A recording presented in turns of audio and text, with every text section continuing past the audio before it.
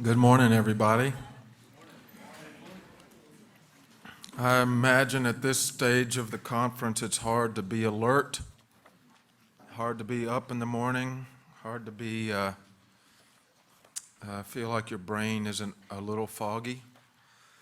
So I'm grateful to those of you who could make it this morning and hope I have something useful to share with you.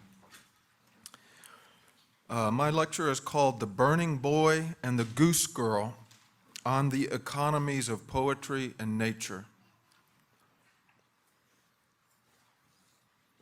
This is a little stiff and formal. I'm going to read it and maybe ad-lib here and there.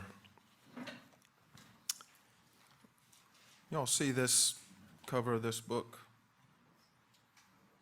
Well,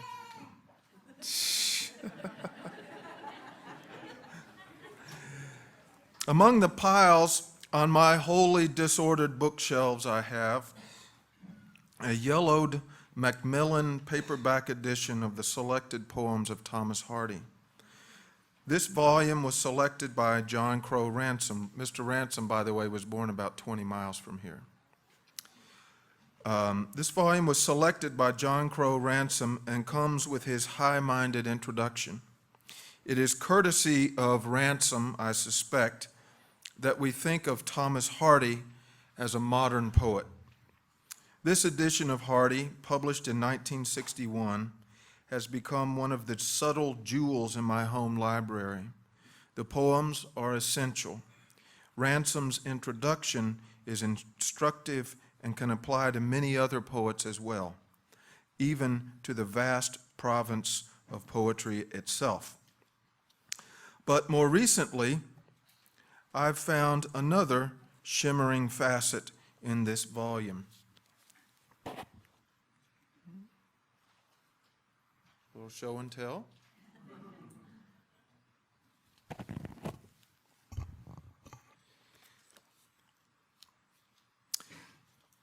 Namely, a browned index card left in the book by a previous owner.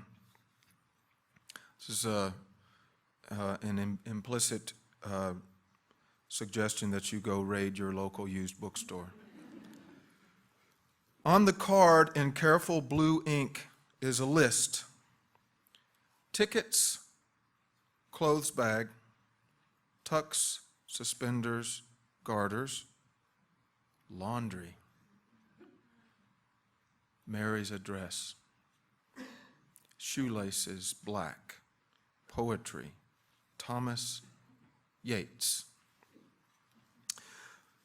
Without intending to, the previous owner of this book has left his own poem behind. The card contains a list, a basic version of poetic form. Yet the order of the list is revealing, something we appreciate in actual poems. Does this poem move from the most important element to the least significant? Or is bringing along the poetry of Thomas and Yates the full blossom of this poem's passion? And it's tantalizing that wedged into the middle of this list is Mary's address. Is Mary casually a member of this list, or is she at its very center? We can't answer such questions, and that ambiguity, never to be resolved, gives this poem its most poignant dimension. We have a lyric version of a larger narrative. Let's say the poet in this case is a young man, perhaps a college student named Sam. Earnest, studious Sam has a hot date with the beautiful and sensitive Mary. They're probably going to a formal dance. Beforehand, however, they'll have supper at a fancy restaurant, a place far beyond Sam's usual budget. After the dance, or perhaps while they're cheek to cheek, Sam will mention these fellows he's been reading lately. Thomas, certainly in 1961, this is Dylan Thomas. And the high watermark for modern poetry, W.B. Yeats. There's such power in their words, he tells her. And the metrical complexity is like listening to Stravinsky or way out there jazz. Yeats has these things he calls gyres, circular recurrent cycles of history he ties symbolically to phases of the moon. It's all a real mind bender. That's about as far as we can go with the story of Sam and Mary. I expect he read Fern Hill out loud to her, or Sailing to Byzantium, the passion of the body, the passion of the mind, both housed in the practice of art. And I hope for Sam's sake that reading poems to Mary achieved the envisaged effect. Sam's list, interestingly, has not a shred of irony in it. The list believes the world is ordered, and it is a just order. But it is ironic to the point of absolute wonder that Sam's unironic list appears in a volume of poems by a poet whose chief fuel is irony, and within a volume edited by another poet who is also a paid subscriber to irony. And I don't mean cheap, affected irony. I mean incisive, drama-forming irony, which flows through the poems like a bloodstream. Sam's innocent little poem is floating unknowingly in the black sea of irony. And how did Sam's index card that mentions the poetry of Dylan Thomas and Yeats become lodged in a volume of poems by Thomas Hardy?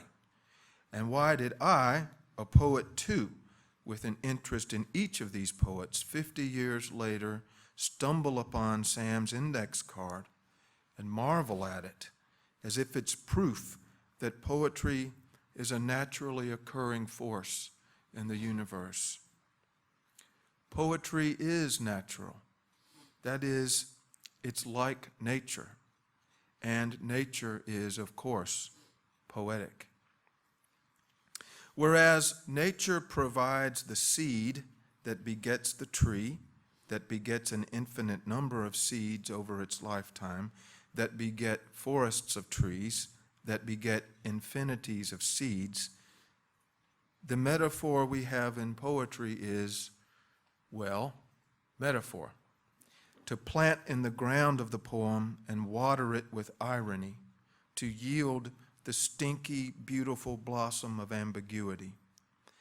A tree is a rather efficient system, and we might think of a tree in terms of synecdoche as a stand-in for all of nature and her various self-sustaining, wholly integrated systems. So it goes with poetry and its systems, singular at times and self-sustaining, but also interrelated to other ongoing systems of human creation and the workings of the human mind. Quite a marvel indeed, often stumbled upon almost by accident. And so another accident to share by way of going forth. A couple of years ago, I was thumbing through a volume of Elizabeth Bishop's poetry and quietly read her poem, Casa, Bianca. This is on your handout. Casa, Bianca. Love's the boy stood on the burning deck, trying to recite. The boy stood on the burning deck. Love's the son stood stammering elocution while the poor ship in flames went down. Love's the obstinate boy, the ship, even the swimming sailors who would like a schoolroom platform too, or an excuse to stay on deck, and love's the burning boy. I probably didn't think much about this poem at the time. Casa Bianca might just refer to a place where English isn't the native tongue, one of the various tropical places Bishop lived. This poem had something to do with her international perspective, I might have thought. But I also remember thinking, this is a strange little poem for Bishop. Most of Bishop's popular poems are more or less narrative. This poem is almost stoically lyrical. When Bishop utilizes rhyme in her better-known poems, it is usually because she is writing in a received form, a villanelle or a sestina. This poem, however, has irregular, offbeat rhyme and is composed in an invented stanza form. I may not have thought much further about this poem had I not more recently been thumbing through an anthology of romantic poetry, the period Bishop and her modern crowd were supposed to reject, and found myself gazing at another poem called Casa, Bianca. This earlier poem was written by the English poet Felicia Hemans and published in 1825. Bishop's poem was published around 1946. As soon as I read Casa, Bianca by Felicia Hemans, I got a better grasp of Bishop's poem, and just as soon realized that unless one knows the earlier Hemans poem and even some of its historical background, one will overlook what Bishop's poem is up to. The Hemans poem is based on the tragic tale of a young boy who died during the Battle of the Nile in 1798. His father, whose last name was Casabianca, was the captain of the French ship the Orient. The father had been knocked unconscious and thus could not give the order to abandon ship once it had caught fire. The boy refused to leave the ship and thus perished along with 1,000 other French sailors when the ship eventually exploded. The Hemans poem, written 25 years after the event, is a kind of Gothic ballad, perhaps reflecting on the idea of empire and its wages. The boy's loyalty is extolled. Here's the opening stanza. The boy stood on the burning deck, whence all but he had fled. The flame that lit the battle's wreck shone round him o'er the dead. Anybody in here have to memorize this poem or recite it in grade school? Yeah, a few of the old timers. The poem continues for another 9 stanzas, building up how tragically and heroically the boy dies. Casa Bianca by Felicia Hemans became wildly popular in her lifetime and eventually entered school books. It became the kind of poem grade schoolers memorized and recited in front of the class, back when poetry recitation was considered a legitimate intellectual skill. That's precisely what Casa Bianca by Elizabeth Bishop is about.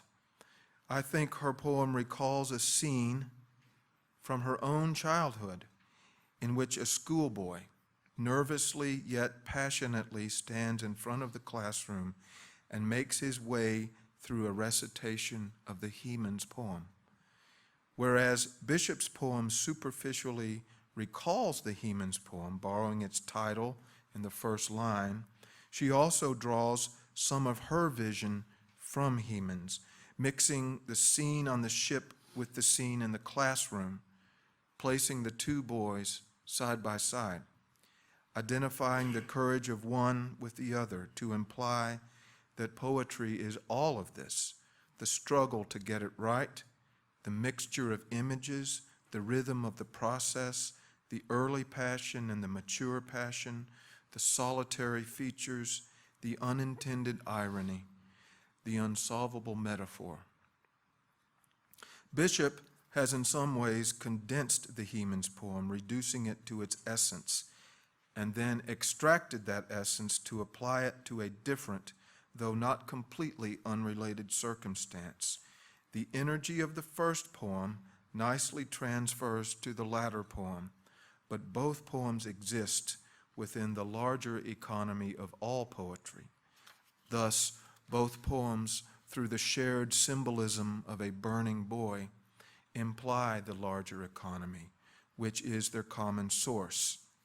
Both poems come from the same garden.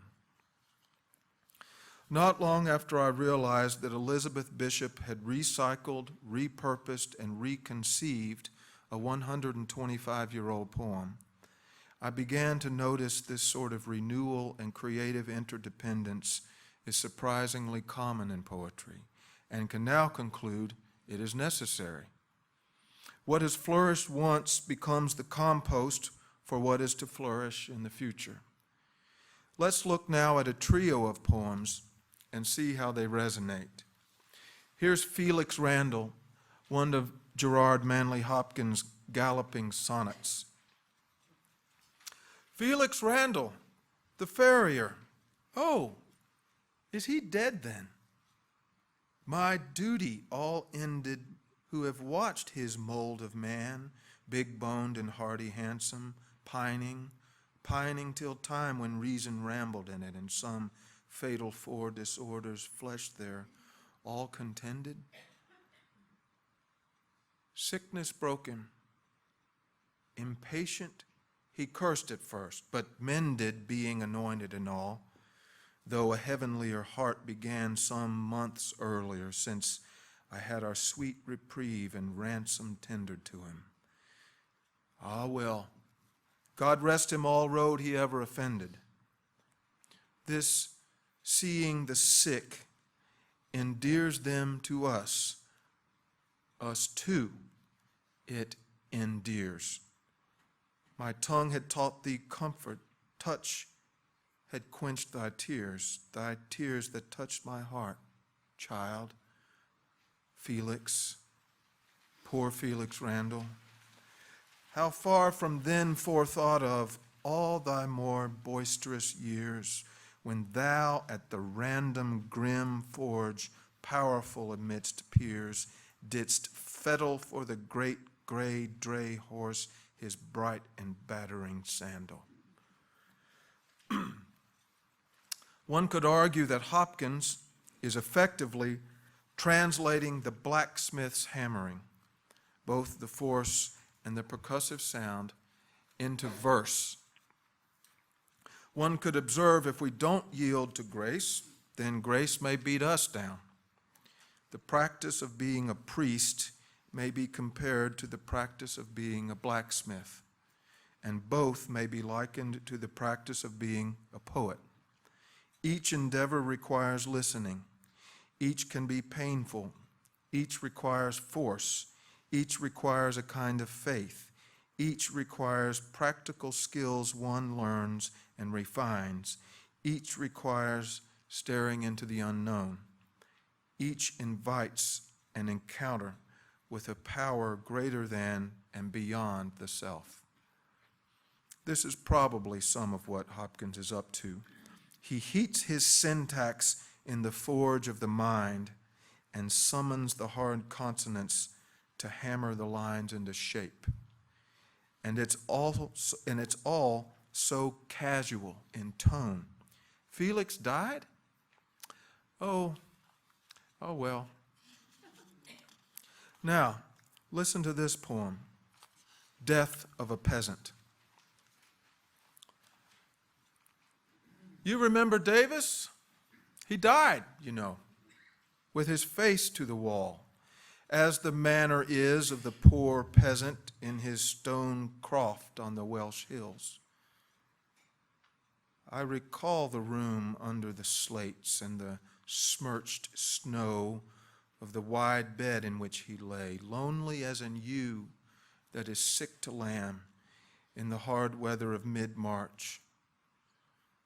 I remember also the trapped wind tearing the curtains and the wild light's frequent hysteria upon the floor, the bare floor without a rug or mat to soften the loud tread of neighbors crossing the uneasy boards to peer at Davis with gruff words of meaningless comfort before they turned, heartless, away from the stale smell of death in league with those dank walls.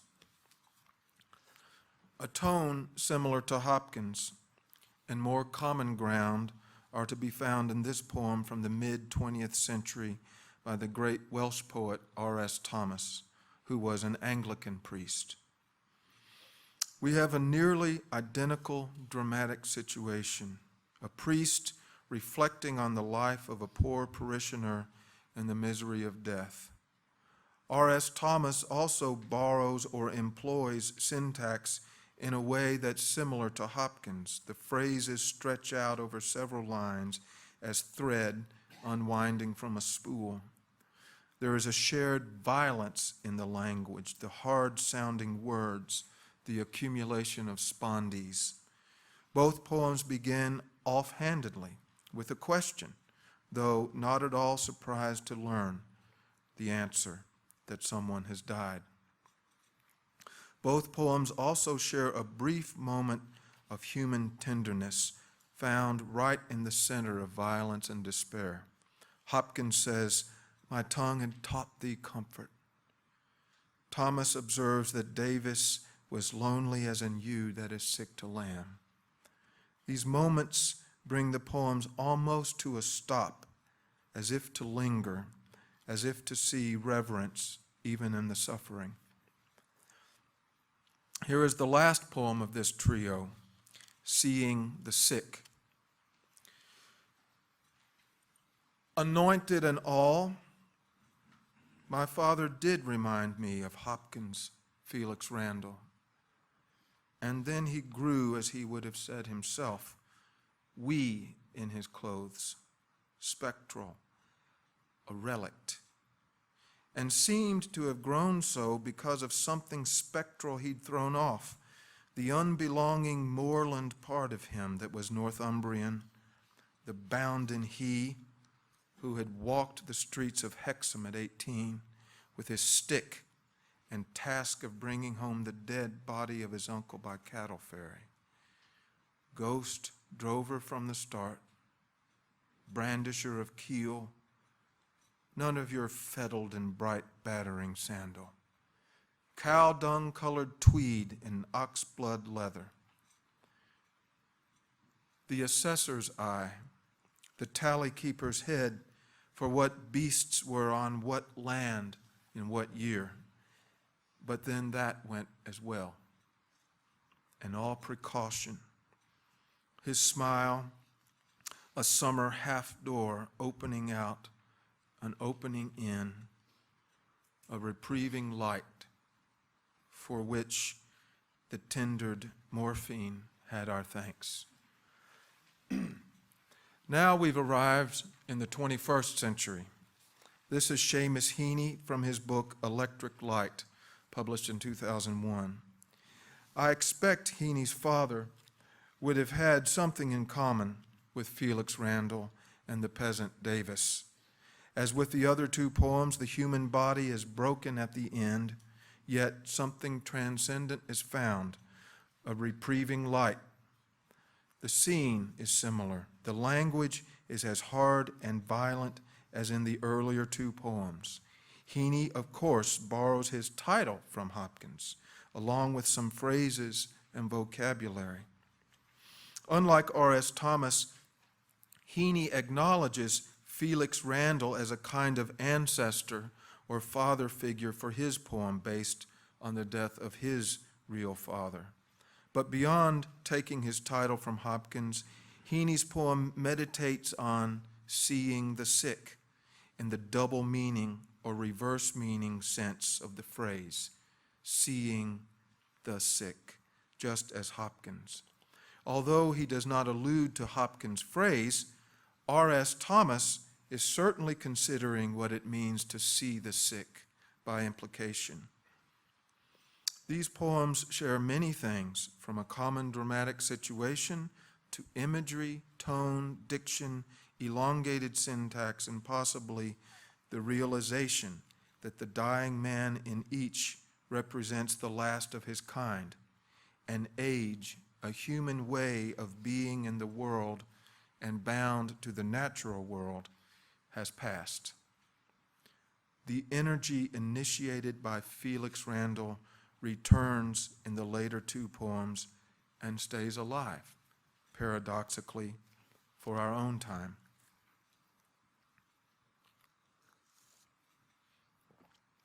Let's talk about trees. A poem I've enjoyed through the years is called Umbrella Jim by a folksy poet from Kentucky named Cotton Noe. Although Noe's poetry comes from a more gentle era in American poetry, there are useful things to observe in the verse of a poet who is writing about the community where I live over 100 years ago. Here are a few lines from Umbrella Jim. The poem is a sentimental character sketch of a tramp who repairs umbrellas on his travels. Umbrella Jim, about the time I knew him best, was probably somewhere between 30 and 40 years of age, tall and slim, a fellow of the Whistler type, with infinite depth of eyes, blue and ripe and healing as late June skies. Nobody ever would have guessed, looking into that serene countenance, that Jim was anything but a sage, and that is how I classified him at a glance. That is, in advance of any information concerning him and his life's romance. But Jim was something vastly more than just a sage. Whether from heritage or long experience under the open sky, I cannot tell. But like the recondite Tagore, he was a poet as well, and a poet high in nature's counsels and lore, and intimate in her dreams as birds and trees and streams could testify. Still, so far as I know, Jim never wrote a line of poetry in all of his career, but he read it everywhere, in Flaming Columbine, in Magic Mistletoe, in Tennyson and Keats and Poe, in Shelley and Lanier. He read it everywhere, in Golden Sheaf and Falling Leaf, in Earth and Sea and Air. Later, Jim says to the narrator, I love the changing clouds against the sky. I love the landscape that the asters beautify. I love the song of streamlet flowing near, the figure and the rhyme of sonneteer. I love the poets in the open all the year. He ceased to speak and opened up his old toolkit. I looked at him, and then I looked in it and saw a grimy volume, once my favorite. The next day, the narrator finds Jim sitting beside a stream beneath an old elm tree. Quite undisturbed, the poet munched his crust of bread, and as he munched, he read many times a poem that I used to love. It was the Ballad of the Master and the Trees. That night I pondered long about Umbrella Jim, and now I always tip my hat to him.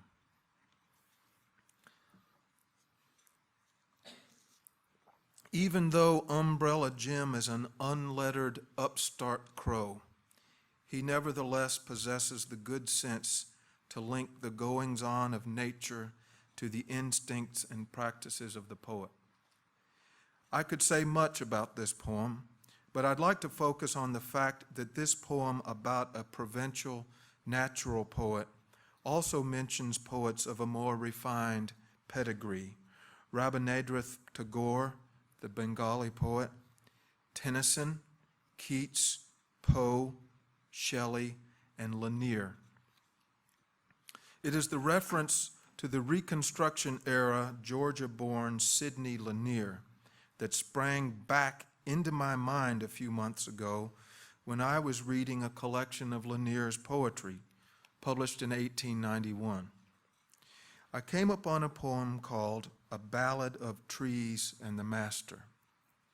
This is the poem Umbrella Jim is reading under his old elm tree by the stream. It is also one of Cotton Noe's favorite poems, according to the narrator of Umbrella Jim, though he calls it the Ballad of the Master and the Trees, perhaps transposing phrases in the title simply to accommodate his meter. The Lanier poem was first published in 1880. This is how it goes. A Ballad of Trees and the Master. Into the woods my master went, clean, forspent, forspent. Into the woods my master came, forspent with love and shame. But the olives, they were not blind to him. The little gray leaves were kind to him. The thorn tree had a mind to him when into the woods he came. Out of the woods my master went, and he was well content. Out of the woods my master came, content with death and shame. When death and shame would woo him last, from under the trees they drew him last. 'Twas on a tree they slew him last, when out of the woods he came. I find this a moving, haunting poem. It ties together creation and creativity. It claims the common ground shared by nature, poetry, and grace. It twists irony and metaphor and symbol together as strands of a rope. But let us now return to the sadly cooling romance sprung up by our young Sam and dear sweet Mary. In the volume of Thomas Hardy's poetry where I chanced upon the index card Sam left behind, there is a poem by Mr. Hardy called The Master and the Leaves. Here are two stanzas from that poem, the first in the voice of the leaves, and the final stanza in the voice of the master. We are turning yellow, master, and next we are turning red, and faster then and faster shall seek our rooty bed, all wasted in disaster, but lift not your head. I mark your early going, and that you'll soon be clay. I have seen your summer showing, as in my youthful day. But why I seem unknowing is too sunk in to say. Umbrella Jim, Sidney Lanier, Thomas Hardy. The Ballad of the Master and the Trees, A Ballad of Trees and the Master and the Leaves. These three voices and visions blur together as one, like a fog flowing up a valley. Whether Hardy knew of the Lanier poem, one could not say with any certainty. But one can observe that these three poems exist as a kind of community and make similar claims that poetry is natural and that nature is poetic by design. Thus, these poems feel like an ecosystem. Let's hear another poem by Thomas Hardy, one of my favorites. Drawing Details in an Old Country Church. Nice loaded title. Drawing as in physically drawing, and then drawing as in apprehending, drawing conclusions. I hear the bellrope sawing and the oilless axle grind as I sit alone here drawing what some Gothic brain designed. And I catch the toll that follows from the lagging bell ere it spreads to hills and hollows where people dwell. I ask not whom it tolls for, incurious who he be. So some morrow when those knolls for one unguessed sound out for me, a stranger loitering under in nave or choir may think too, whose, I wonder, but not inquire. While Hardy is drawing what some Gothic brain designed, he is also presenting the intricate design formed by his own, as the rhyme scheme and the meter indicate, and this wonderful manipulation of syntax. Each stanza is just one sentence with many thoughts arriving in it. While Hardy is drawing what some Gothic brain designed, he is also presenting the intricate design formed by his own. Of course, wondering for whom a church bell tolls recalls John Donne's well-known Meditation 17. Here is the key passage for our discussion. No man is an island, entire of itself. Every man is a piece of the continent, a part of the main. If a clod be washed away by the sea, Europe is the less, as well as if a promontory were, as well as if a manor of thy friends or of thine own were.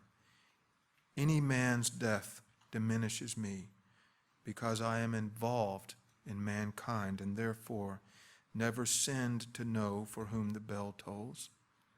It tolls for thee. That's from 1624. Still a resonant idea today. I expect Thomas Hardy was familiar with Donne's meditation. Donne's theological observation that a church bell tolls for the dead and the living alike entails a paradoxical turn similar to Hopkins' reflection that this seeing the sick endears them to us too it endears, meaning it makes us dearer.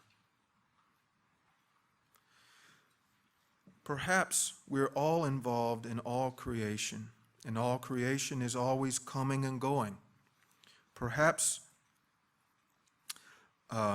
always coming and going. Death renewing life, one life on its way to be compost for another life, just as the vision, the language, and the figures of one mind make fertile another, later mind, and its creations. We, of course, observe Mr. Donne is where Mr. Hemingway found the title for his famous novel. I'm also reminded of a fine little poem by Robert Morgan called Bellrope. Morgan, by the way, is the only living poet I'm talking about today. Bellrope. The line through the hole in the dank vestibule ceiling ended in a powerful knot, worn slick, swinging in the breeze from those passing. Half an hour before service, Uncle Allen pulled the call to worship, hauling down the rope like the starting cord of a motor, and the tower answered and answered, fading as the clapper lolled aside. I watched him before Sunday school heave on the line as a well rope, and the wheel creaked up there as heavy buckets emptied out their startle and spread a cold splash to the farthest coves and hollows, then sucked the rope back into the loft, leaving just the knot within reach, trembling with its high connections. That's a fine poem, isn't it? Wonderfully, Morgan renews and thus re-sees the ringing of a country church bell as the reverse of drawing water from a well in the ground. Tolling bells, calling those who hear them to attention to take notice of a moment in existence and its belonging to the eternal, and then the vastness of that connection is quietly left to resonate and leave its indelible mark, like the rings in a tree. The grain is deepened season by season. The branches spread, the roots deepen, the leaves fall to feed the ground. My hunch is Hardy's poem consciously recalls Donne's sermon, owing to the similarity of the phrases.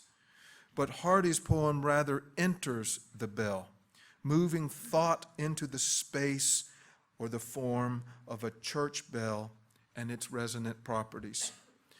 This movement into the bell and then outward over the countryside is something Robert Morgan's poem echoes, and I think consciously, from Hardy.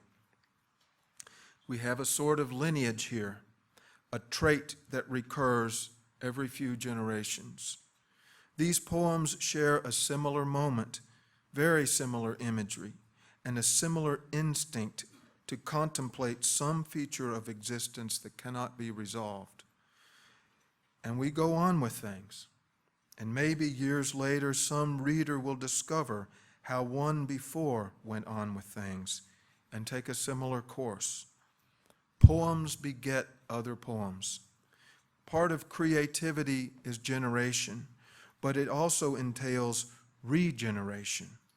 As much as we like to set ourselves apart, as much as our individualism is touted, the human process of creativity cannot exist in isolation and cannot be separated from previous creations from the human realm, nor from the processes, characteristics, and basic designs of nature, that is, of creation itself. Nature is even capable of abstraction. We don't have the sole claim on that. Therefore, it's good to be humbled and good to approach our work with humility, because wisdom can come of it. That brings me back to John Crow Ransome, born over the hill, who edited and introduced the volume of Hardy's poems, in which we accidentally discovered the inflamed passions of young Sam and sweet Mary. Mr. Ransome, by the way, would have approved of this budding romance we've concocted. I've tried to demonstrate how one art leads to another fluidly and quite naturally, but nature is full of surprises. Whereas up to now I've suggested that the economies of poetry are forward-moving and expansive, occasionally one encounters the economy of a creation in what seems to be reverse order. Not long ago, my family and I were visiting some nuns at the mother house of St. Catherine for the Dominican Sisters of Peace. This is just up the road from where we live in Kentucky. The tingle of symbolism that what I'm about to relate occurred in a mother house is not lost on me. One hopes to find a mother house for many endeavors in order to contain all the things in the world that are nurturing and worthy of study and handing on. Maybe a Mother Nature house is a simple summary of what I am attempting to share with all of this. As we were checking in at the reception desk, I looked up and saw a curious painting on the wall. This is in your handout.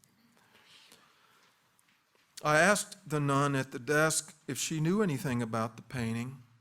She did not. I went home and poked around and fairly easily found the same painting. This is the painting called the Goose Girl. You see that the young woman is holding a stick right here in her left hand that points down to the geese. Maybe a little hard to see in the reproduction.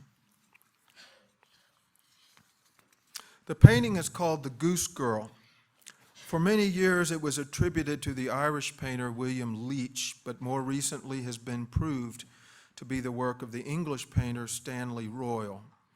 The young woman in this painting would ordinarily have been portrayed by Royal's wife Lily, but at the time of this painting, she was around 1921, she was ill, and her younger sister Frances posed for the composition. So the woman in the painting is the painter's wife's sister, Frances, pretending to be a goose girl. In other words, this painting is staged. It is a fiction. That's worth keeping in mind. But what really caught my eye in this painting is its central image. A girl is surrounded by a gaggle of geese. She's herding them along with a stick. And if you've ever been around geese, domestic geese, having a stick is a useful device because they are aggressive, menacing creatures.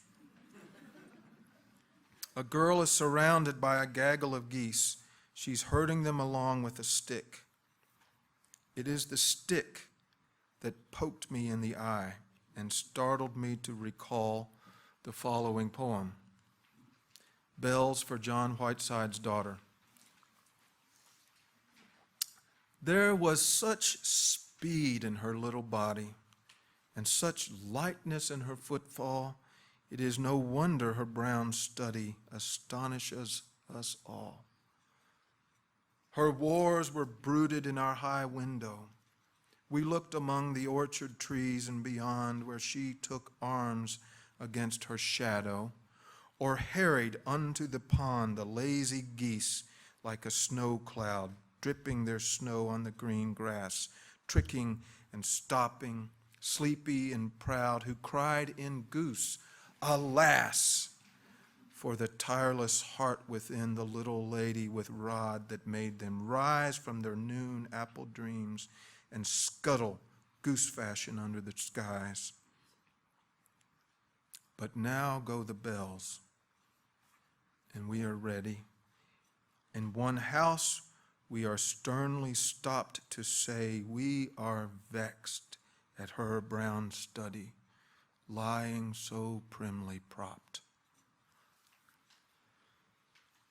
This is, of course, John Crow Ransome's poem, Bells for John Whiteside's Daughter, first published in 1924, 2 or 3 years after Royal's painting, that features exactly the same central image. The effect of Ransome's poem is to spiral out from the central image of a girl herding geese through the idyllic orchard and imagine the moment when that same image is recalled, as if still resonating, even as the bells announcing the young girl's death toll to pin the moment of the poem in time. The vitality that characterized the girl is so suddenly absent it shocks. Her pose in death is unnatural. This is the kind of dark irony John Crow Ransome enjoyed imagining, and yet Ransome also manages to include a heart-stinging jolt of wit. What proper elegy would ever allow for talking geese? This one, because the geese cry in unison, alas, as in a lass, L-A-S-S, a little girl. There in the center of the poem is the lass, the little lady with rod, exactly as the girl with her stick is in the center of Royal's painting, just as Mary appears in the middle of Sam's list, a reprieving light. This elegy is starting to seem less and less elegiac and is on its way to defying explication. Who was John Whiteside, and what was his daughter's name? Those two are about as real as the Goose Girl, and about as real as our young Sam, the burning boy who stood on the burning deck pining away for sweet Mary, though Mary, we have on good authority, was real. It turns out there are a number of paintings known as the Goose Girl. Versions were painted by a whole bunch of French painters whose names I can't pronounce. Jean-François Millet in 1863, Adolphe William Bergerot in 1891, Camille Pissarro, 1900, Peter Mork Bonstead, late 1800s, Helen Allingham, late 1800s, and perhaps others. The Goose Girl in painting must have been something of a fad or a genre. The Goose Girl is also the name of a fairy tale, first recorded by the Grimm brothers way back in 1815. A refrain said to the Goose Girl in the Grimm version goes like this: alas, alas, if your mother knew, her loving heart would break in two. That could be where Ransome got his alas, though he turned it into a double meaning.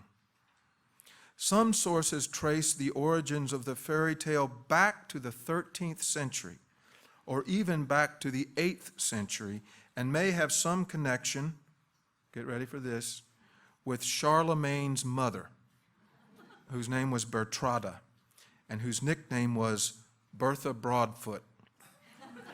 She was rumored to have an awkward foot like a goose. The mother of Charlemagne could be the original Goose Girl.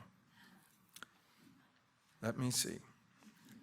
The basic story of the Goose Girl began in oral tradition more or less 1,300 years ago and remained in oral culture for 1,000 years, getting pruned and grafted along the way. Then it got written down. Then it got painted multiple times in varying interpretations. And then John Crow Ransome enlisted the tale into formal high modern verse in the 20th century, leaving us to think about it in the 21st. Art begetting other art is more than mere recycling, more than influence. It is continuity. And continuity is nature's most profoundly efficient process, though it works at a snail's pace. Whereas human creativity is usually understood as a function of the brain in practice and outcome, it is more properly an ecology, bound to the natural world, a system of nature within nature that must be maintained. Reading widely, even wildly, is a start. Poems interact with other poems. They share the great natural resource of creativity and partake of the great analog to human creativity, creation itself. But poems also exist in time and through time. We often forget or overlook the fact that time is a feature of nature and not simply biological time. I mean time as a vastness, time as a slow and steady eternity. Human creativity, when it's well honed, requires this kind of time, while also emphasizing its value. Think about how fast we live these days, how rarely we sit back and just admire the slow passage of time. That gives us perspective and a kind of wisdom, and hopefully it gives the work we do meaning. It ought to invite us out on the porch to sit and quietly let the evening pass. One of the challenges for any writer is to be authentic and original, to avoid the veneer and achieve the substance of the real hard wood. That is a legitimate challenge, but it's instructive to observe how writers transfer creative energy to each other, how a single work of literature can plant the seeds for future writing, especially writing very different in style from the original source.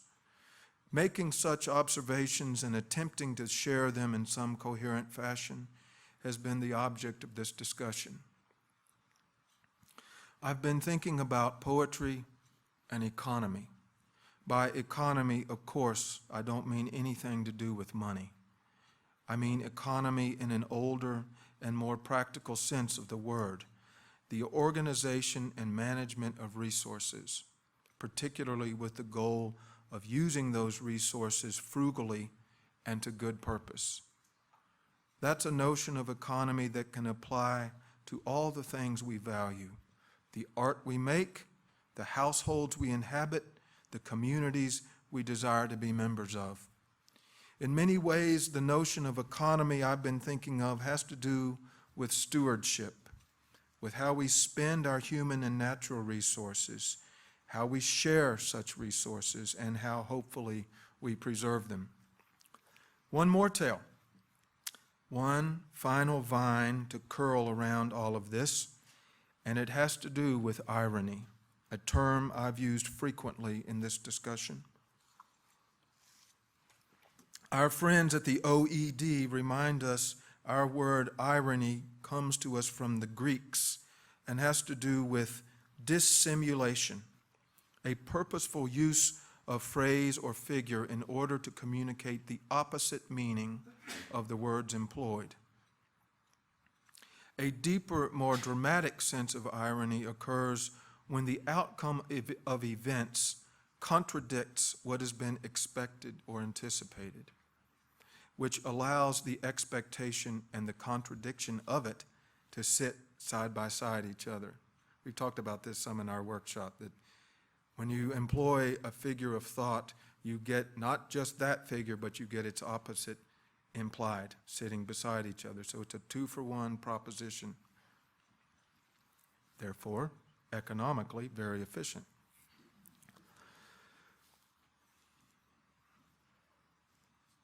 In short, irony allows the experience of two or multiple meanings at once, and is therefore a device intended to summon ambiguity, the very stuff of all great art, the double vision we secretly like, the multiple meaning we find entrancing and vital and real.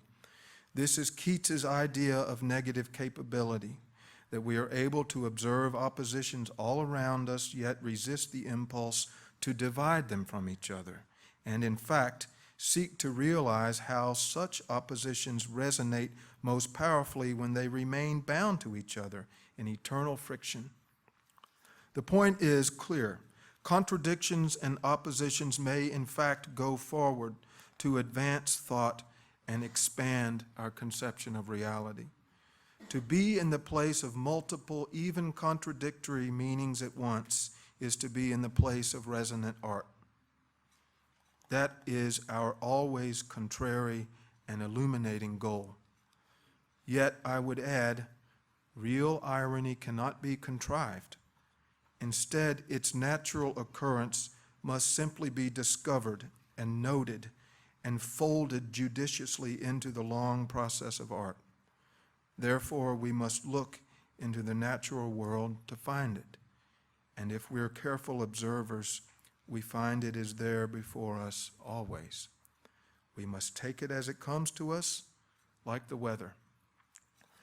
It so happens I was kindly invited to participate in a reading of John Crow Ransome's poetry in the fall of 2015 at Boston University. The occasion was the release of the collected poems of John Crow Ransome, published by an art house press in Boston. Some of us were talking about this the other night, this particular edition. It's like a collector's edition.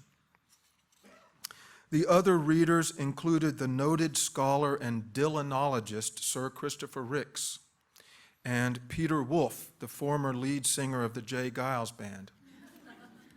Yep, in this strange life, I somehow managed to read John Crow Ransome's poems alongside a knight and a rock star, and afterwards joined them to drink cheap wine from paper cups in a room that featured Bob Dylan's childhood bathtub as a centerpiece.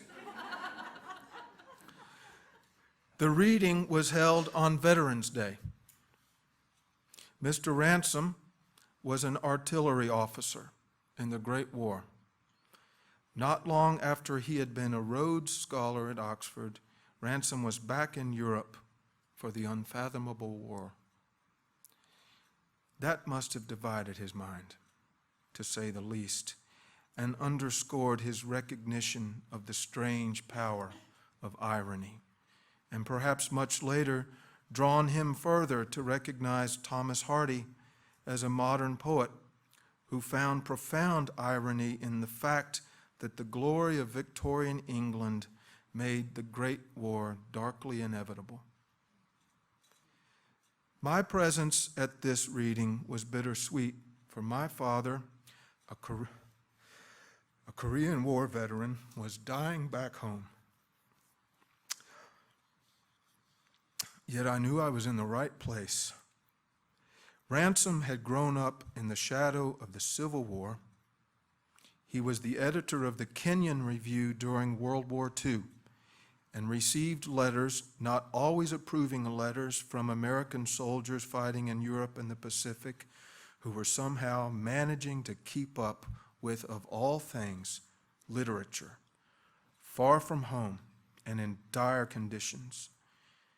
These are often the unmentioned footnotes to history, that one could be engaged in the most brutal and hopeless human endeavors and still manage to care about beauty, the power of language, and the civil sanity of the mind. That's more than a little irony. After my father's funeral service, I was happy to visit with my great uncle, who is now in his 90s. Though he was hesitant to share it, I learned that he had piloted a B-24 bomber on the last Allied mission over Europe in World War II in April of 1945.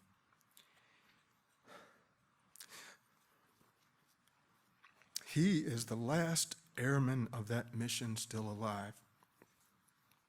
Ironically, it was not a combat mission, but a humanitarian mission to drop food and supplies for desperate civilians. Coming back across the English Channel, a plane in his squadron went down due to mechanical failure. Other planes in the squadron circled back in a failed attempt to rescue the crew. The airmen were lost, casualties not of the war itself, but the attempt to return life to its natural order. I can't fathom a greater human irony. Nor do I have the ability to articulate with any justice the ironic fact that as much as war divides human beings, it also draws us together. It binds us to each other, like it or not. There is continuity from beauty to beauty, from splendor to splendor, and there is continuity in war, from grief to grief. Therefore, we need poetry. Therefore, we need the balm of nature and green things in order to span the divide that is human and to strive against the grain to be humane.